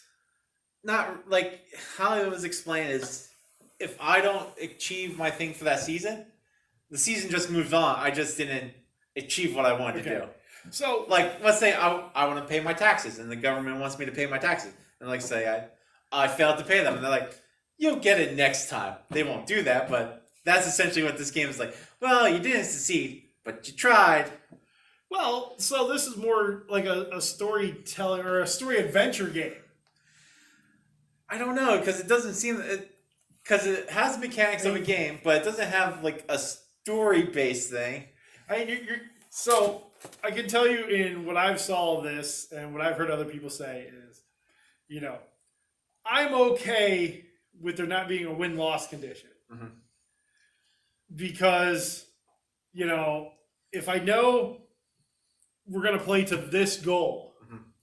and I get there, in my head I can think if we accomplish that goal, that's the win. Yeah, but now you're putting on the people playing it, like, you figure out if you win or lost, not us. Well, if you don't achieve the goal, you technically didn't win that goal. Or that stage. So you lost. That stage. But because the game keeps going on, right? Yeah, because they never sat down to figure out when should this game end. These people came up with the concept, and it's a good concept. Well, I would almost have to guess at some point when you run out of goals. They claim it never ends. If I buy this, I could play this every day for a half hour, and it should never end this game. Yeah, but when you run out of goals, what do you do? I don't know. It just continues. There is zero end to this game. You should be able to play this game every day. Not every game has to have a winner and a loser. No, but they're claiming there's going to be ties. Yeah. I bought this game. How do you win and lose? You don't. This game is a perpetual tie. I mean, now, what do you think of the artwork on it? Oh, the artwork's lovely. I've heard a lot of people compare it to Everdale. I don't think it's that lovely. It's nice, though. The artwork's nice. The production looks great. Everything about this looks like a game I would enjoy. I think the pure fact that there is no game, like, it's not story-driven enough to be a story game, and it's not gamey enough to be a game. It's a watered-down version of both those things, but a very beautiful watered-down version. I can tell you, the farmer dude looks awesome. He has an interesting asymmetrical board power. It is weird, but cool. It is a game that I would play. If I would back this and I would play it, I guarantee you I'd come on this channel and be like, I love this game. It's amazing. Yes, that's exactly how it would go. But it doesn't end because there's no win. Well, I mean, I would constantly feel like the never-ending story. Yeah, there's the song that never ends. Yeah, well, the never-ending story ended after the third movie because it was terrible. And the never-ending song is a great song and it should never end. And so maybe this song goes on and on. Now, my question is, could this be in a game library for, like the Dice Tower when they do their shows? Because at that point... At a convention? Yeah. Yes. Because at that point, do you reset everything? Or do you just pick it up from wherever somebody else played it and you're like... it would have to be reset. You think they would reset it? Yeah. You'd have to. I mean, because, the conventions we've been to, there's no legacy games in the libraries that I've noticed. So you would not consider this a legacy then? Maybe it's a sort of a legacy style-ish game. It doesn't fit. It's like that toy when you're young where you're putting the shapes into the ball. And it doesn't quite fit any of the shapes. Well, you're supposed to get the one that fits in there. So if you try to put the round peg in the square hole, I know that was you when you were little. You just kept slamming. It's like there's 4 shapes, but they give us a 5th shape that this game is, and it doesn't quite fit in any of them. Well, it has all the looks of those shapes, but not quite the shape.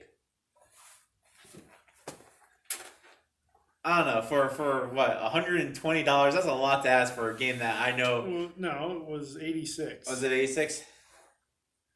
That's for the that's the core one, 86. 118 was with the expansion. Yeah. Which I don't know why you would need an expansion. It gives you more horizons to travel, and I mean, who doesn't want to see what's beyond the horizon? Yep. I think Is that what one of the songs is that we know? Talks about beyond the horizon. Oh yeah, from the Ren Fair. Yes. Yeah. Which leads into the next game. Okay. Oh, did we say when this one ends? I don't know. It ends October 31st. Yeah. Okay. Yeah. So it ends the end of the month. Well, it's not either of these two. Yeah, I know. I was waiting to see if you were done. Yeah. Okay. So beyond the horizon. I'm done with my rant. Leads into my third game, which is Bardwood Grove. Okay. By Final Frontier, and I don't know how to type because it's not what I have listed on my paper. Final Frontier Games, which did Robin Hood and the Merry Men. Mm-hmm. Which I've heard good things about. And Merchant's Cove. Which I've heard a mixed bag about. Yeah, I've heard people that don't like it, and then I've heard guys that love it. Mm-hmm. It ends November 3rd. And really what drove me to this game was it being Bardwood Grove. Just the name? The name brought me to the game. Okay. Because there's an act at the Renaissance Fair that we go to called Two Bard Party. Mm-hmm. And I really enjoy their music. Mm-hmm. So when I saw Bardwood Grove and a song about bards just singing and having a good time, I was like, I've got to check this out. I think it looks cool. Okay. And like I said, it goes off November 3rd. It has funded. Okay. I believe, yes. Yeah, I believe it has funded. Okay. And the base pledge. If my tablet. It's got to be $80. No. The base pledge.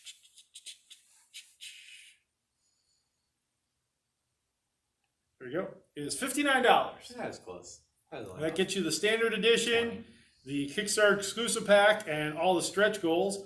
And for $79, you get the deluxe edition, which gets you the deluxe upgrade pack, the Kickstarter exclusive pack, all the unlocked stretch goals for the standard edition, and all the deluxe edition upgrades. So it's one of those things. I think the game looks awesome, and I don't know where it went now. I lost it. I did, when I saw it first, I thought it was an expansion for Merchant's Grove because it has the same character. Well, it's in the same world. Yeah. So there is a way that they're incorporated into this game that you can play this game along with Merchant's Grove. Merchant's Cove. Yeah, Cove. So this game, you assume the role of bards on a journey to fame and glory. And it's a card-based positional gameplay, and there's deck building in it. So again, I'm drawn towards deck building. I really like deck building games. It's also tableau management, and there's seasonal event decks. So again, in this game, you go through the seasons. So the seasonal event deck gives every game like its own distinct flavor, and multiple plays will introduce new content that evolves the game, new cards, new characters, new mechanisms. All the bards are asystematic. So each bard has their own story, has their own play style, which is shaped by the unique instrument that they play. And so, like I said, it's a deck building game. So you'll draw 2 cards per turn. Many of the cards you can add to your deck, and you get to play them free. And again, you're just building that deck to be better and better. You're working to compose epic songs. So the whole time I'm talking about this, I'm really thinking of all the songs from the group at the Ren Fair. So each turn, players play 2 cards. One controls how often you sing, and the other becomes part of your song. When you gain enough tempo, it's time to sing your composition. Fans of engine building and tableau management games will love this, because that's how you're working on building all that. And so again, this ties into the Cavern Tavern game and Rise to Nobility, Merchant's Cove. It's in that sort of same world. But even just looking at the standard edition stuff, the tokens look cool. The little music notes, the little minis that come with the standard edition look really cool. Again, artwork's great. The ton of Kickstarter exclusives. And then when you bump into that deluxe edition, you get wooden pieces instead of the cardboard.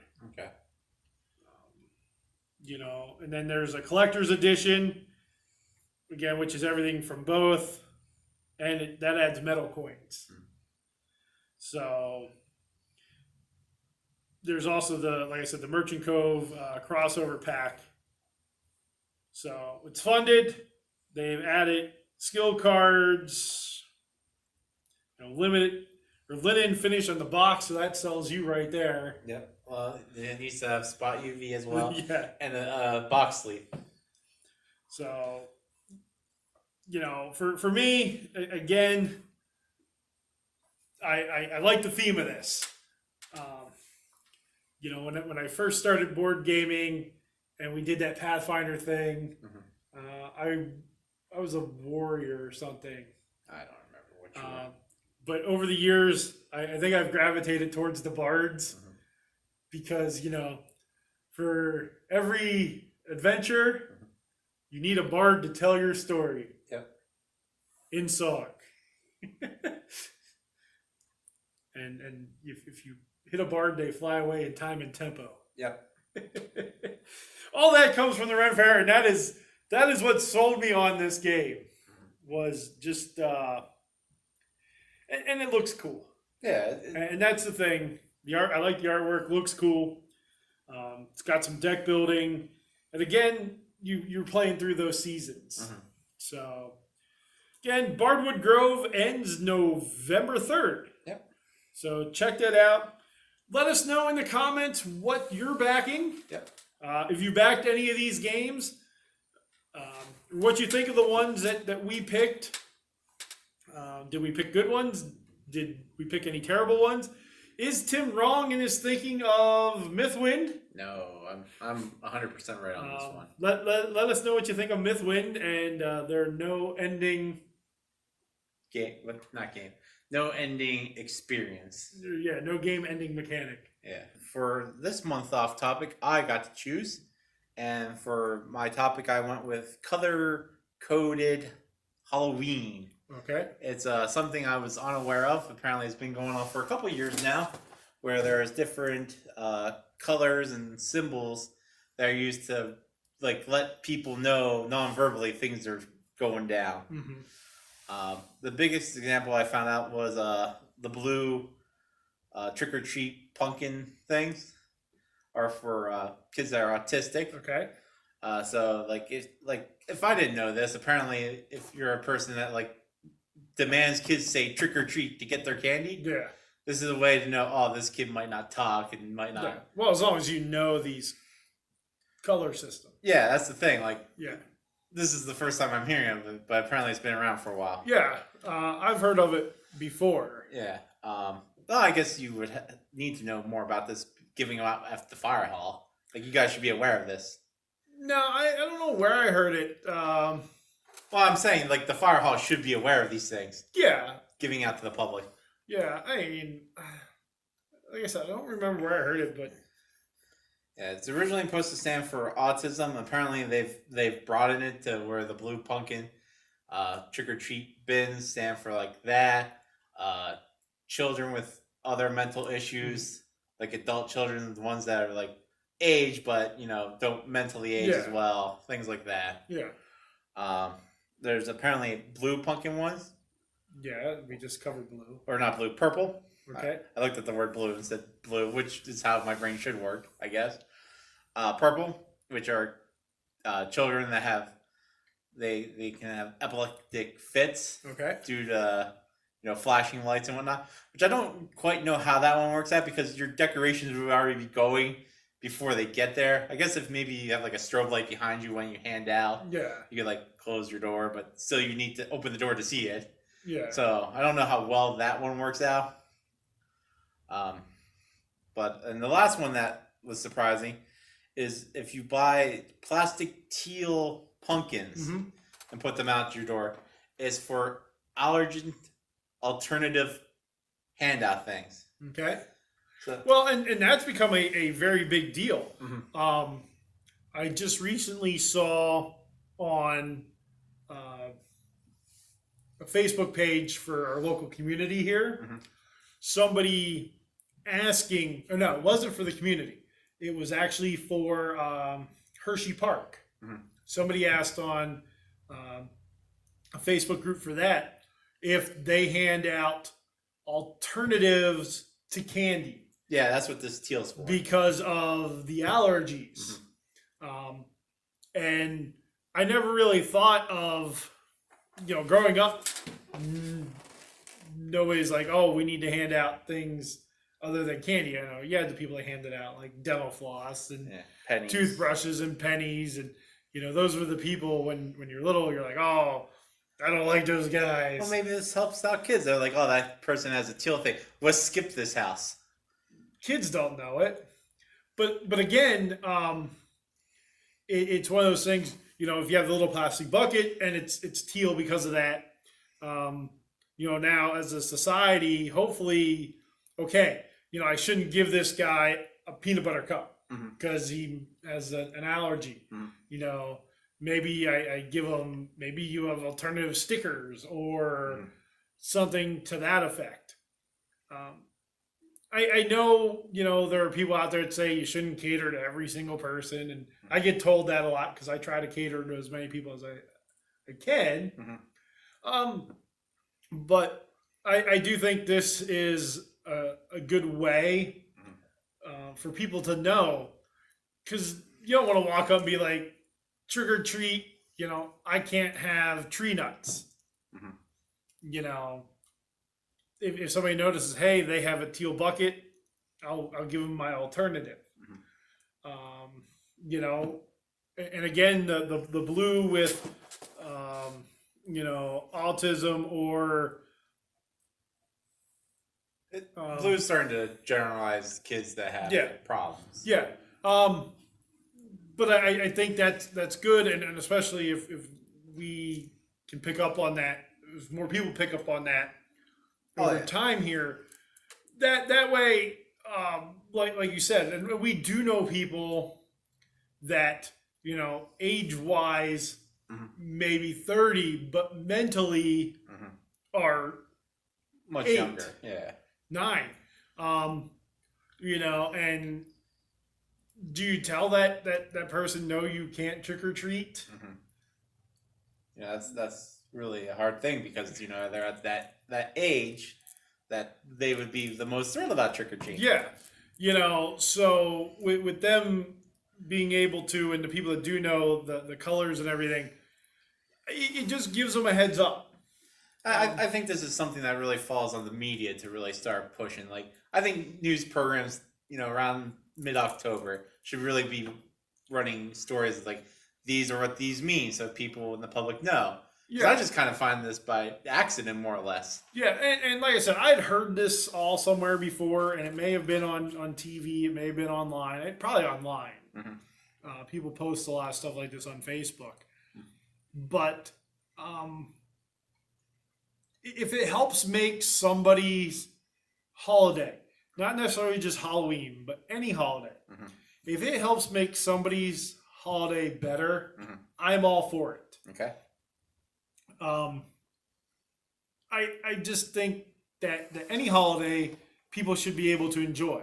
Yeah. You know, now how would this transform into some other holidays? I mean, Christmas, I guess not really. I guess Halloween works the best. Maybe Easter because of Easter egg hunts. Yeah, you got baskets. That would just be wicker baskets of blue. Yeah. You know, with community egg hunts, I don't know. I think it could transfer into other holidays. You know, that would transfer to Groundhog Day. Probably not. But, and because we all know that is the greatest holiday. Yeah. So that was something that took me by surprise for this holiday. And I knew this was going to be a shorter off topic, so I'm going to add a second part to it. Okay. Still Halloween theme. All right.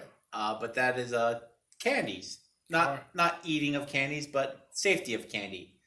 They say, you know, now you can't eat any homemade candies because of safety, which, you know, I understand. Yeah. I don't know how many people are still giving out homemade candies. Well, you know, if they would make like Rice Krispie treats and wrap them in wax paper and whatnot. Like in the radio, I heard the thing was, you know, when we were growing up, the thing was to check for like razor blades and pills and whatnot and all sorts of things. Now, apparently, the things parents should be looking for are people putting CBD stuff in their candies that they're giving out and whatnot. So I don't know how you could, you know, figure out that they've added it to a product unless it was homemade. Yeah, I mean, I guess they make oil in that you could add to whatever you're making. And re-glue a packaging, I guess. Yeah, in the prepackaged stuff, I think it's harder than, you know, homemade stuff. I don't really remember anybody handing out homemade stuff. Not in town, but when I was little, we didn't trick or treat in town. Because we had our own little, where we lived was, so it was Milton Hershey School. Yeah. And they had an employee trick or treat night. Yeah. For kids that were employees, kids, you could trick or treat to the other employees. Yeah. There, we always did that, and we got plenty of candy there because there weren't a whole lot of kids, but just about every staff and house had that, and so there were some homemade treats, because the people enjoyed that, but you knew who those people were. Our parents knew everybody there that we went to. And if something happened, those people could have lost their job. So they weren't messing around, versus going into town and, I want to say just the town people, but I always find it interesting when they comes out with like a list of like what candies you should check for the most, and it's always the more popular ones because they're the ones that they easily distribute. Yeah. But I always think to myself, as I'm not gonna say as a parent because I'm not a parent, but as people that would be parents, yeah, the candy they're stealing from their kids is the most popular candy. They're like taking your Reese's Pieces. Yeah, but now, like if I was a horrible person, and I'm not saying I am because I would never do this. Like, the easier candies to tamper with would be, like, Smarties. Smarties are easy to enroll. You can buy any number of powders. They're hard to re-roll. I think you get it down to a science. Yeah, but you can buy powders that would be terrible to digest, form it into those shapes, and re-roll it. And parents are going to test Smarties. Tootsie Rolls. Tootsie Rolls would be another one. Because, see, like, the individual... So, if you're not buying the miniature candy... If you buy like the individual Hershey peanut butter cup or the Reese's peanut butter cup, I don't know why I said Hershey's. Yeah. The Reese's peanut butter cup. Owns them. Yeah. That is already pre-packaged single cup. If you open that, you'd have to be so meticulous about not tearing that wrapper. The foil, yeah. Well, no, they don't come in foil. I'm not talking the miniatures. I'm talking the single. Oh, those ones, yeah. Not the miniature, but like the fun size. The single cups. Yeah. That, like, I don't know what type of plasticky material that is. I'm not sure either. That you'd have to be so meticulous because that stuff rips so easily to just open the end, to slide it out, do whatever, put it back in, and be able to glue that. Well, you could get X-Acto knives and just make a slit. You couldn't on those. It would be... No, you could go in through the side. That's what I mean. Yeah. But you couldn't. Because the way the wrapper is made, it doesn't just open up nicely. The whole thing shreds apart down the little spine of it. Yeah. Well, that's why I would say you would cut it would be at the spine. But then you couldn't reseal it. Yeah, with enough glue. So I think a lot of the candies now are so hard to tamper with. They've made them that way. Good on the candy companies. But it's the things like Tootsie Rolls that you can unwrap and rewrap a little easier. Like you said, Smarties. Because they're so shrink wrapped to the candy, I don't think you could get it back to that. Well, you could open it a little bit and spray with something. Again, but you're not going to notice that. I forget what movie it was that dealt with this, but I remember a movie where a guy would take a syringe and like poke it into a candy. So that would be something hard to notice. You have to like look for the whole. But if you're doing that, you're just a horrible human being. Oh yeah, I don't know why you do this to kids. I don't like kids, and I would never like purposely like make kids sick or worse. Yeah. There's an easy solution not to give out candy. Turn off your light. Yeah. If you don't want to celebrate the holiday. Actually, I don't know how. We haven't really given out candy.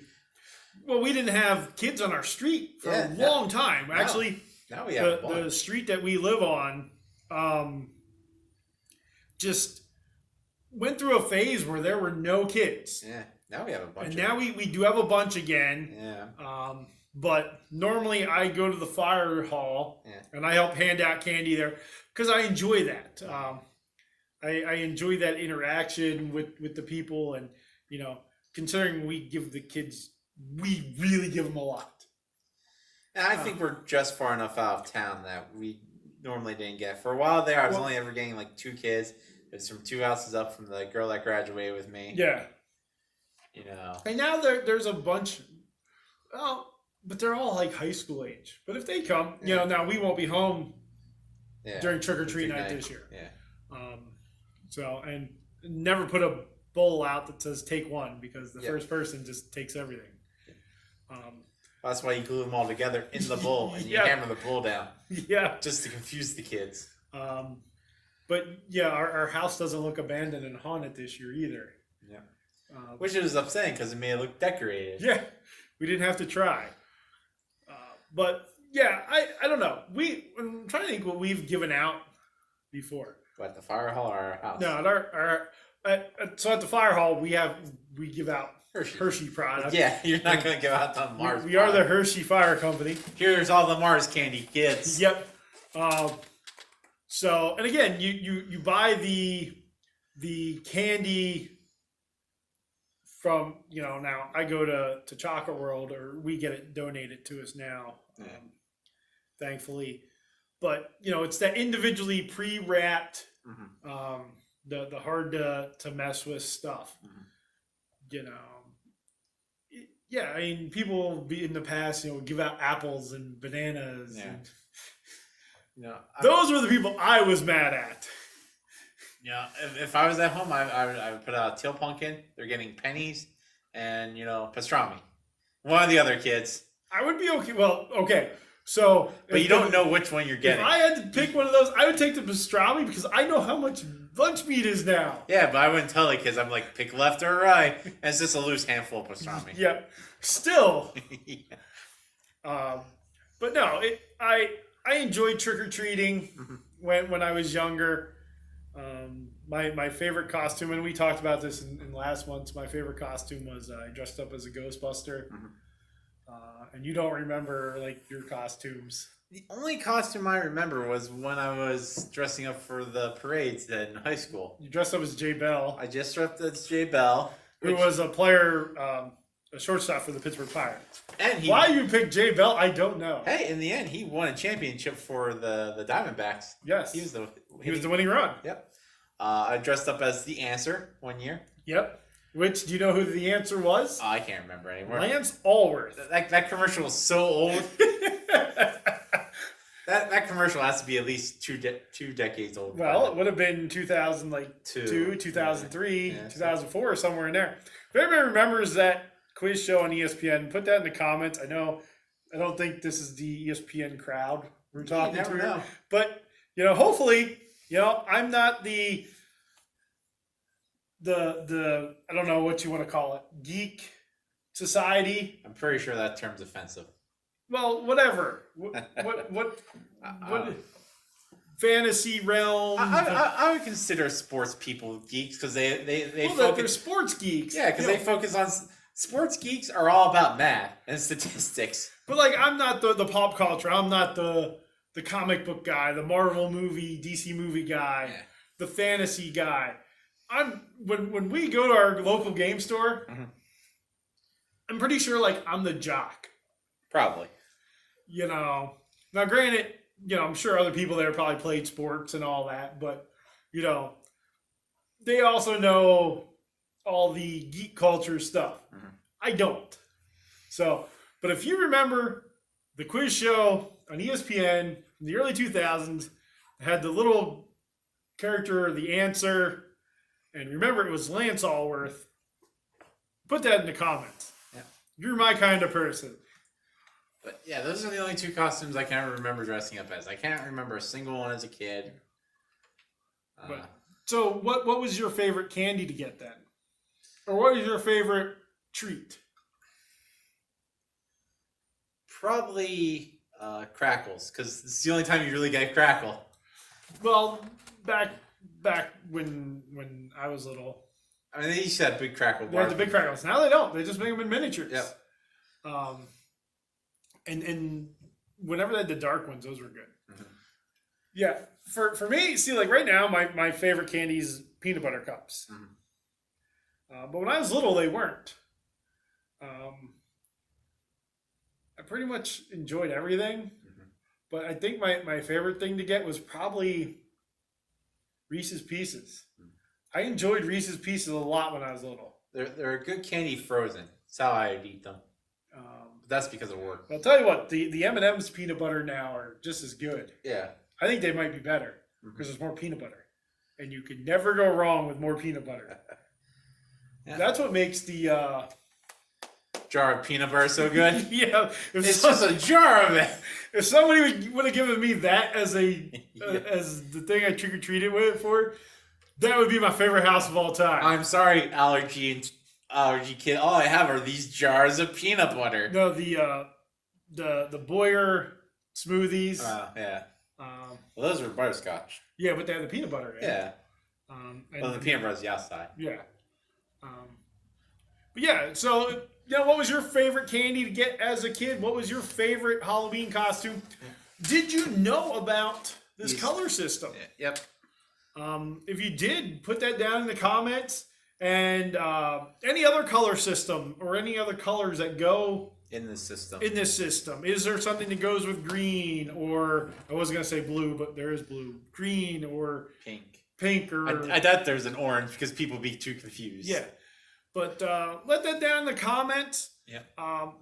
This was an interesting off topic. Yep. If you have any ideas for us, I can talk off topic. Yep. Let us know.